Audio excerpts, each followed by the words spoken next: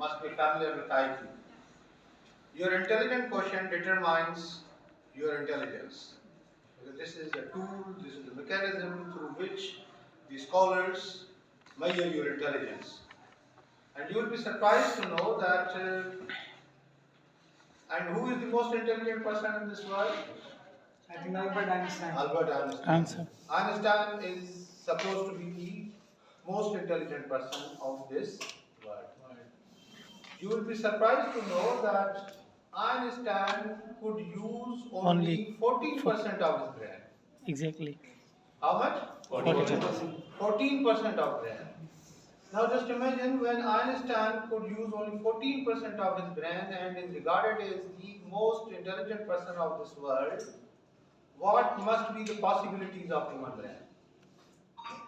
And you know, Einstein's discoveries are not physically tested. They all are mathematically calculated. Means physically there is no possibility of testing Einstein's postulates. Einstein thought to those greater levels of human possibilities that even in physical world those things are not possible. For example, he gave the idea that if any body travels with the speed of light. Now what is the speed of light? One leg 96,000 miles per second. And Einstein told us that if anybody travels with the speed of light, for that body time will be zero. For that body time will be Zero. Now this E is equal to mc² square is only a mathematical formula. There is no physical evidence of this. So by using only 40% of his brain, Einstein could think of those greater lines. Means he just discovered the hidden secrets of this universe.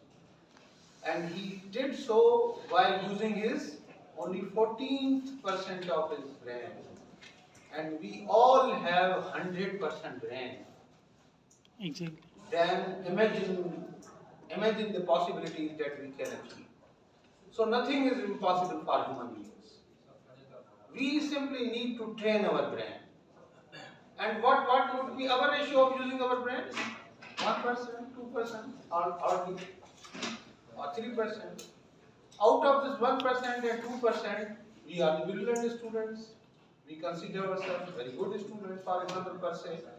We are good in English, we are good in our subjects, or we are good in biking, we are good in racing, we are good in driving, we are good in conversation, we are good in chess. And all this is achieved while we have only used 1% or 2% of our brain.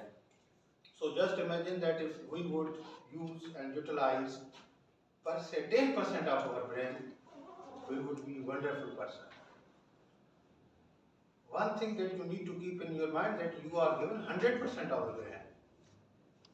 And you know, our religious scholars always keep us afraid that on the day of judgment, we will be asked different questions. The most difficult question that I myself, because this is my personal observation, don't take it as a verdict from a religious scholar. I am afraid of one thing, that if tomorrow Allah will ask me that I had given you 100% of brain and how much brain do you use for the betterment of your people, for the betterment of your society, what would be your answer? So we possess very strong brain where every possibility exists. We can conquer this universe, but unfortunately we are not thinking on those lines. And it is not your fault. Don't take yourself at a faulty position, or don't underestimate yourself. It is our fault. It is fault of our system. It is fault of our education. We never encourage you to utilize your brain. We only encourage you to utilize your brain in cramming. We only encourage you to utilize your brain for rote learning. We give you certain facts and then test you in those facts. We never allow you to go beyond those facts. For example, we always test you when Pakistan was created. We always give you a test when we ask when Qaeda was born. Pakistan was created in 1947. Qaeda was born in 1976 per se, 76. Yes, sir. So they are the realities. They cannot be changed either I know or not. Do you think that something positive is going to be achieved while we know these facts? No. Not at all. And today we are living in the era of Google. If you don't know these things, just Google it and Google will give you answer. And Google will give you answer in 1 second. Today we are living beyond Google as well. What we really need to think that why Qaeda is given credit of being the founder of Pakistan? Was it Qaeda alone to create Pakistan? No, sir. But why he is given this credit? Why he is known as the father of nation?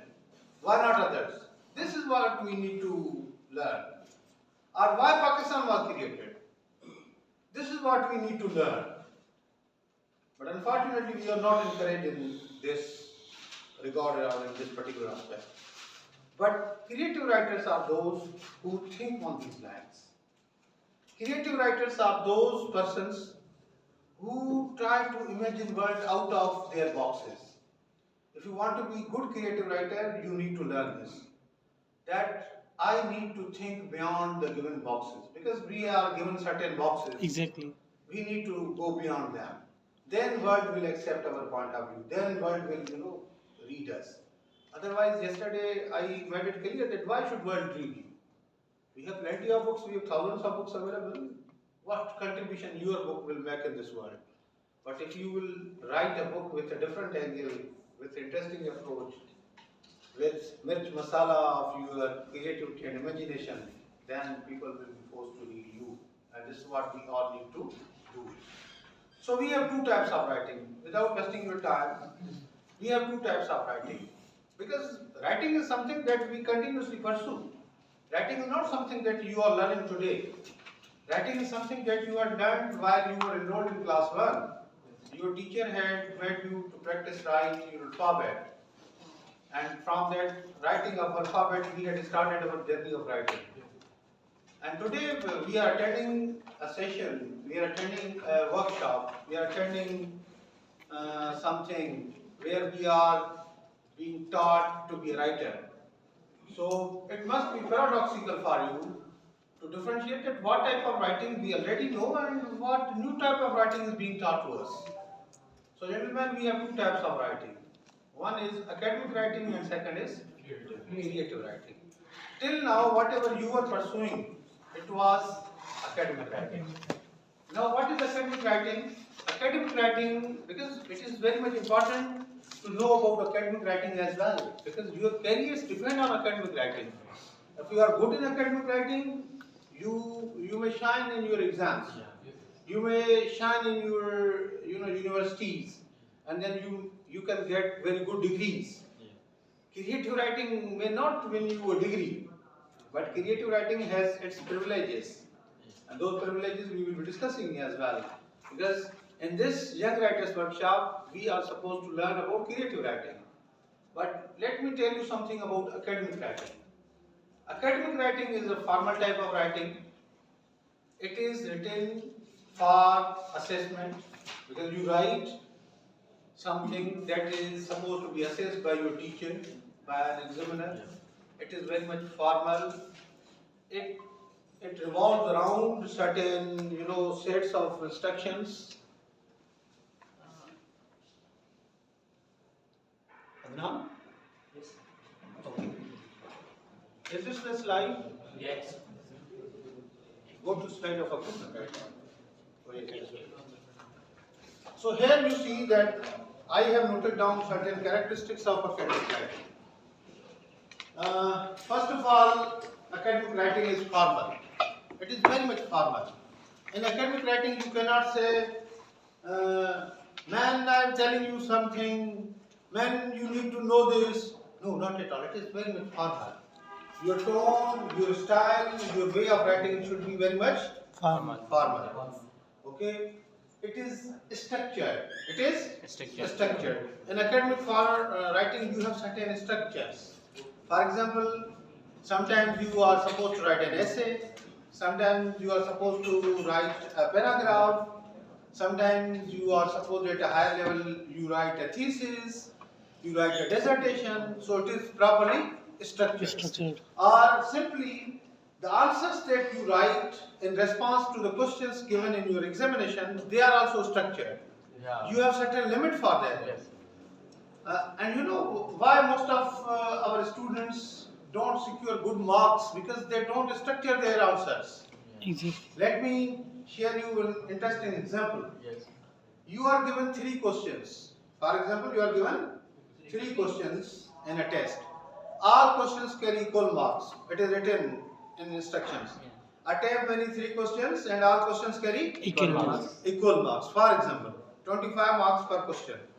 Now this is a very important point, and you need to listen this, you need to learn this, and then you must share it with your friends, with your siblings, with your class fellows, with others. Now we have how many questions? 3 questions. 3 questions. All questions carry Equal marks. Equal marks means 25 5 marks.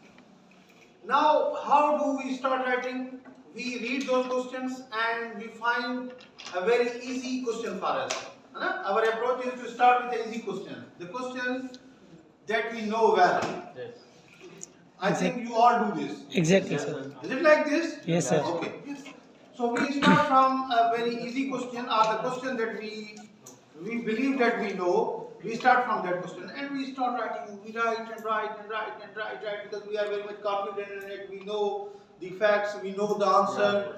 We had prepared it last night, so everything is fresh in our mind and we write it in detail. Wow. And we have written 5 pages.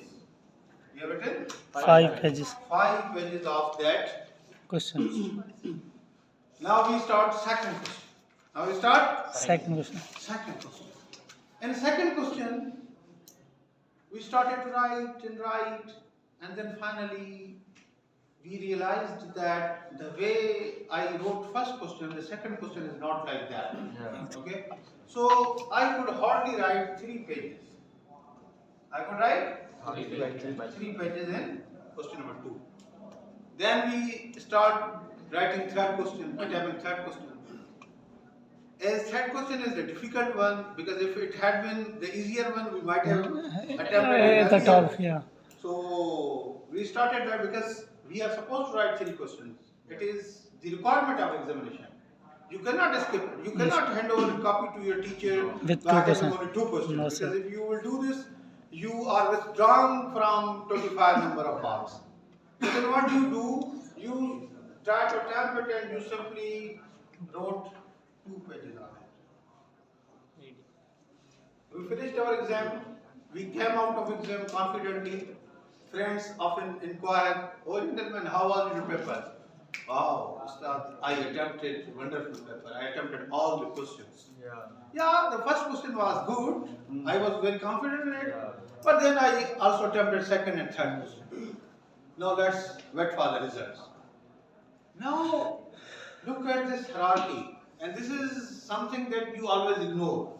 And this is special for the student of CSS and PMS as well. And they often commit this mistake. Now listen and now see. Your examiner is checking your script. Now the instruction was all questions carry Equal marks. Means 25 marks. This question carried 25 marks. This question carried 25 marks. This question also carried 25 marks. 25 marks. Now, while assessing this question, he will be satisfied with your answer. He will check that you have written it well because you have really written it well. So, for example, first day he will award you how many marks? 20. Okay, 20 out of 25. When he will check your this paper, this question, you know, when he will just count the words and will see your approach towards answer, he will himself make a mind that student lacks in proper information in this. That's why instead of writing the 5 pages, that is his normal mode of writing, he has simply given me 3 pages. Means you made his mind to reduce your number without even going through the contents. Don't you think that this might be taking place? Definitely. Yes, sir. I am, a checker. I am an examiner. I assess this. I also take notice of this, that a student has attempted first question well. He is average in second question. So I will make my mind that if I can give him 20 marks in this, I cannot give him more than 15 marks in this. And 15 marks provided that he has written something good. If you have written something good, then again instead of 20 marks, I will simply, reduce you to the 15 marks out of 25. And here you yourself has given me guidance that, sir, I deserve only 10 marks, not more than that. And then now come 20, 30, 40, 45 out of 75. So